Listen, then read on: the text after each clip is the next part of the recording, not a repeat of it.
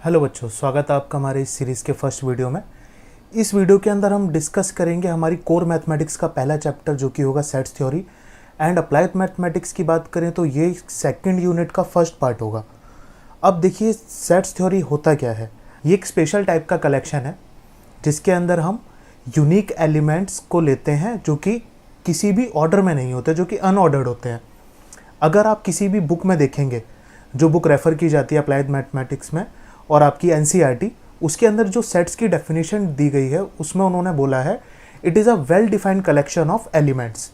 लेकिन इसी में ही अगर हम थोड़ा एडिट करें तो इसकी सही डेफिनेशन बनती है।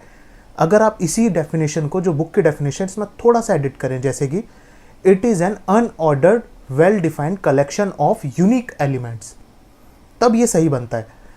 इसको अगर आप समझना चाहें तो इसको ऐसे भी देख सकते हैं कि हम एक स्पेशल कलेक्शन यही क्यों चूज़ कर रहे हैं, फॉर अ रीज़न है। ऐसा नहीं कि हम ये कलेक्शन ऐसे ही पढ़ रहे हैं, एक रीज़न है जिसकी वजह से हम ये देख रहे हैं।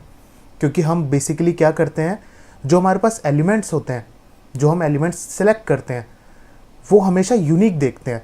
इस वजह से इस टाइप का कलेक्शन देखते हैं, जो कि आपको थोड़ा और आगे जब हम इसका पार्ट 2 देखेंगे अप्लाइड का और कोर का सेकेंड चैप्टर जो कि हमारा रिलेशन एंड फंक्शन होगा, तब आप इसको अच्छे से समझेंगे। हम सेट्स थ्योरी में यही कलेक्शन हमने क्यों पढ़ा, वहाँ और अच्छे से क्लियर हो जाएगी ये वाली चीज़ आपको। अभी के लिए आप इतना समझ सकते हैं कि एक स्पेशल टाइप का कलेक्शन है जो कि हम पढ़ेंगे।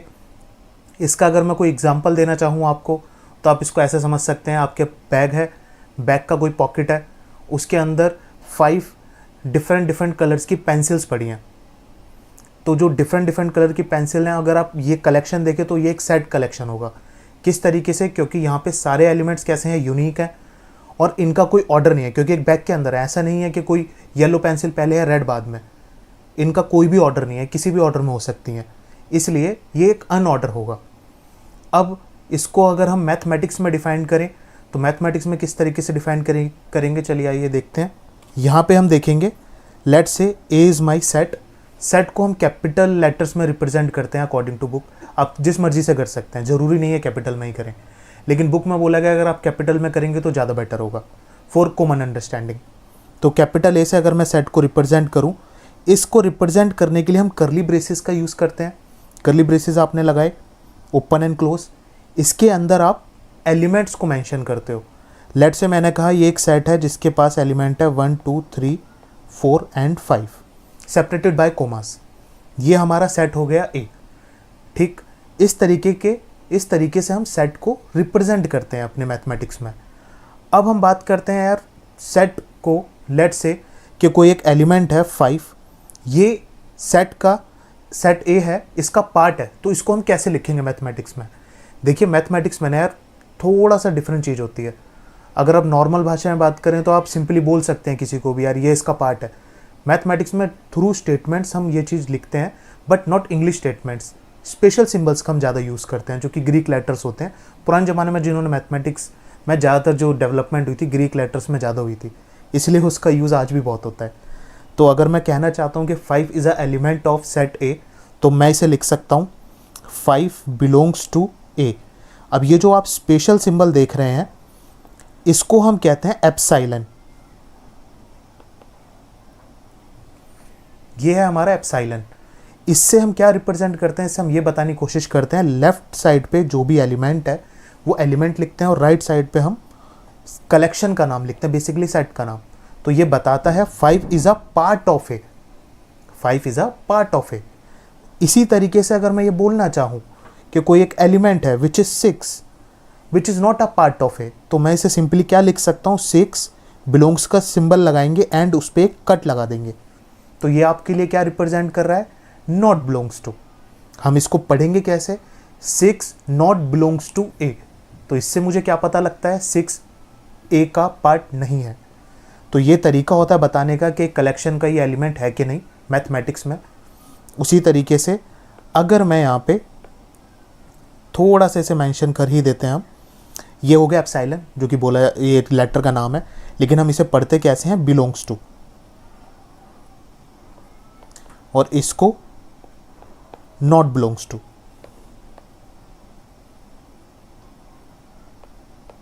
सिंपल। अब उसके बाद हम यहाँ पे समझ सकते हैं कि जो हमारा सेट है ये किस तरीके से डिफाइन होता है। अब यहाँ पे देखिए यार, मैथमेटिक्स में ना सेट को डिफाइन करने के 3 तरीके बनते हैं।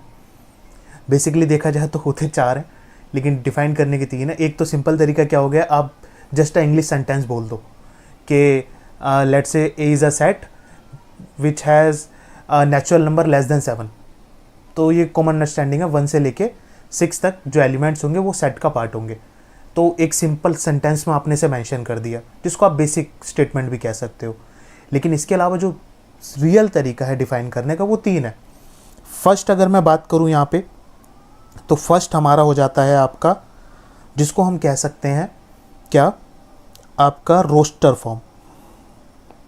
रोस्टर फॉर्म, रोस्टर फॉर्म कैसे रिप्रेजेंट करते हैं, ए सेट का नाम, उसके बाद आप इस तरीके से करली ब्रेसेस और इसके अंदर आप एलिमेंट्स अपने मेंशन करते हो। ये जो तरीका होता है इसको हम कहते हैं रोस्टर फॉर्म या टेबुलर फॉर्म।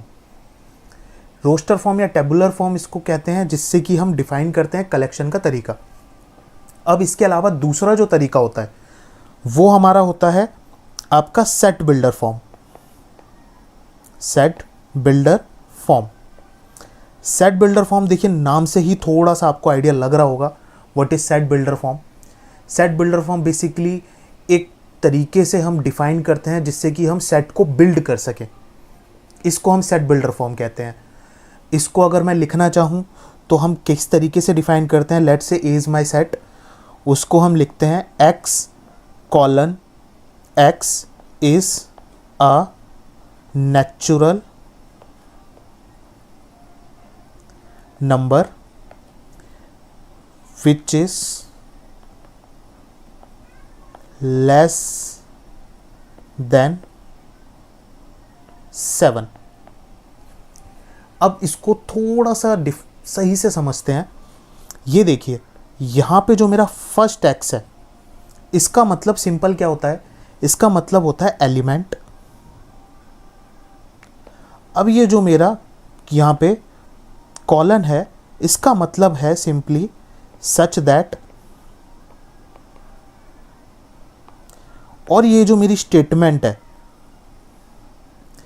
ये क्या है, characteristic of element. Characteristic of element basically ये जो स्टेटमेंट है ये बताती है, ये बोलने की क्या कोशिश कर रहा है इसे अगर सही से समझे, एलिमेंट सच दैट उसकी कैरेक्टरिस्टिक कि x एलिमेंट होगा सच that x is a natural number which is less than 7। तो ये इसकी पूरी डेफिनेशन हो गई। इसको हम नॉर्मल टेबुलर फॉर्म में अगर लिखना चाहें रोस्टर फॉर्म में, तो वो कैसे होगा, 1 2 3 4 5 एंड 6, बिकॉज नेचुरल नंबर 1 से शुरू होते हैं और इन्फिनिटी तक जाते हैं, ऑल होल नंबर्स। तो इसमें हम 7 से लेसर की बात कर रहे हैं, इसलिए 1 to 6 जाएगा ये सेट। तो और एक और चीज़ अगर आप सही से समझे, सेट बिल्डर फॉर्म और रोस्टर फॉर्म में एक छोटा सा फ़र्क है। रोस्टर फॉर्म हम तब लिखते हैं जब हमको पता है यार कि एलिमेंट कौन कौन से होने वाले हैं, है ना। सेट बिल्डर भी तब लिख सकते हैं, लेकिन सेट बिल्डर फॉर्म ज़्यादातर कब यूज़ होती है कि जब भी आपको किसी सेट में एक पैटर्न पता हो, तब आप सेट बिल्डर फॉर्म का यूज़ करते हो। लेट से मैंने आपको कहा कि यार आपको ना सेट बनाना है, उसके अंदर 500 एलिमेंट्स हैं, 2 का टेबल है, 2 के डिफरेंस पे 500 एलिमेंट्स हैं नेचुरल नंबर्स के 2 4 6 समथिंग लाइक दैट। तो आप 500 एलिमेंट्स लिखने तो जाएंगे नहीं टेबुलर फॉर्म में, रोस्टर फॉर्म में। तो इसका सही तरीका क्या है लिखने का, आप उसे सेट बिल्डर फॉर्म में लिखिए, क्योंकि सारे एलिमेंट एक पैटर्न को फॉलो कर रहे हैं which is 2x।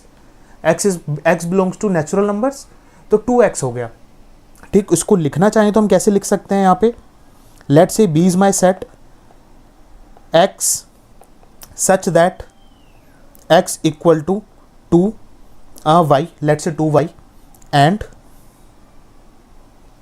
y belongs to natural number and y is less than is let's say 200। तो इसका मतलब कि y की वैल्यू 200 तक जाएगी, नहीं 100 तक लेते हैं, क्योंकि हमने 200 एलिमेंट्स की बात की थी ना, तो 100 तक ले रहे हैं। तो इसका मतलब क्या हुआ, y की वैल्यू 100 तक जाएगी और हमारी x की वैल्यू अकॉर्डिंगली सेट होगी। जब y की वैल्यू 1 होगी, x की वैल्यू 2 होगी, y की वैल्यू 2 होगी, x की वैल्यू 4 हो जाएगी आपकी। इस तरीके से हमारा एक सेट बिल्ड हो जाएगा। जो कि अगर हम टेबुलर फॉर्म में लिखना चाहें तो हम किस तरीके से मेंशन कर सकते हैं, 2, 4, 6, ऐसे करते करते हम कहाँ तक जाएंगे, 99 टू ज़ा 198 तक। ये हमारे टोटल एलिमेंट्स हो गए। इसको हम सेट बिल्डर फॉर्म में आसानी से लिख सकते हैं, बट इसको अगर हम रोस्टर फॉर्म में लिखना चाहें, ऐसा नहीं, मुश्किल है लिखना, बट स्पेस बहुत लेगा। तो इसलिए पहचानना ज़रूरी है कि अगर मैं किसी सेट को डिफाइन करता हूँ तो किस वे में डिफाइन करना चाहिए। आप किसी वे में डिफाइन कर सकते हैं अकॉर्डिंग टू योर यूज़। इसके अलावा थर्ड जो हमारा पार्ट होता है, तीसरा तरीका जो सेट को डिफाइन करने का होता है, वो होता है हमारा रेंज फॉर्म। थर्ड होता है हमारा रेंज देखिए किस तरीके से होता है। लेट्स से आपको एक कलेक्शन है, नंबर्स का एक कलेक्शन है, उसको आपको डिफाइन करना है। आपको सिर्फ इतना पता है, मिनिमम एलिमेंट मतलब सबसे लोएस्ट और सबसे हाईएस्ट एलिमेंट आपको पता है, जिनके बीच के एलिमेंट्स होने वाले हैं, और आप कहना चाहते हो कि भाई ये एलिमेंट्स हैं जिसका लोएस्ट और हाईएस्ट मुझे पता है, इसके बीच के सारे एलिमेंट्स एक सेट का पार्ट है। तो उसको किस तरीके से हम रिप्रेजेंट करते हैं, बाय रेंज। देखिए कैसे, लेट्स से मैंने कहा कि A is a set which is greater than 1 and lesser than 200 all natural numbers. ठीक, आप सेट बिल्डर फॉर्म में भी इसे लिख सकते हैं, ऐसा नहीं वहाँ नहीं लिख सकते, बट कन्वीनियंट वे जो उसका लिखने का होगा वो होगा रेंज। लिख कैसे सकते हैं, अब देखिए मैं कह सकता हूँ कि मैंने कहा less than 200 and greater than 1, तो greater than 1 and less then 200, इसको इस तरीके से लिखते हैं। अब यहाँ पे एक चीज़ समझने की ज़रूरत है कि दो तरीके होते हैं इसको डिफाइन करने के, एक सर्कल और एक स्क्वायर। ये देखिए, इसको क्लोज ब्रैकेट भी बोलते हैं। क्लोज ब्रैकेट हम कब यूज़ करते हैं, जब हमको ये बताना होता है कि भाई ये वाला एलिमेंट इंक्लूड नहीं है, तब हम सर्कुलर वाला यूज़ करते हैं। और जब हमको बताना हो कि भाई ये वाला एलिमेंट इंक्लूड है, तब हम स्क्वायर ब्रैकेट का यूज़ करते हैं। सिंपल। अब जैसे मैंने यहाँ पे आपको बोला कि greater than 1 but less than 200, तो देखिए ग्रेटर देन 1 बोला मैंने, तो यहाँ पे हमेशा मेरी स्टेटमेंट में क्या रहा कि एक से बड़ा, तो जिसका मतलब एक नहीं उससे बड़ा, इसलिए मैंने यहाँ पे एक के पास ये सिंबल लगाया, ये ब्रैकेट लगाया। ये ब्रैकेट क्या रिप्रेजेंट कर रहा है, नॉट इंक्लूडिंग 1, एंड ये वाला ब्रैकेट क्या रिप्रेजेंट कर रहा है, नॉट इंक्लूडिंग 200 ऑल्सो, इसके बीच के ऑल नंबर्स। और ए बिलोंग्स टू दिस, बिलोंग्स क्या मतलब, ए जो सेट है उसके सारे एलिमेंट इसके अंदर होंगे, इसको इस तरीके से भी बोला जा सकता है। अब यहाँ पे अगर मैं बोलना चाहूँ कि यार 1 greater than 1 but up to 200 but greater than 1, तो इसका मतलब क्या हुआ, ध्यान से समझिए, एक से तो बड़ा बट 200 तक, जिसमें 200 इंक्लूड है, तो उसको किस तरीके से यहाँ पे मेंशन करेंगे, 1 विच is not include, 200 which is include, तो उसको इस तरीके से रिप्रेजेंट कर सकते हैं।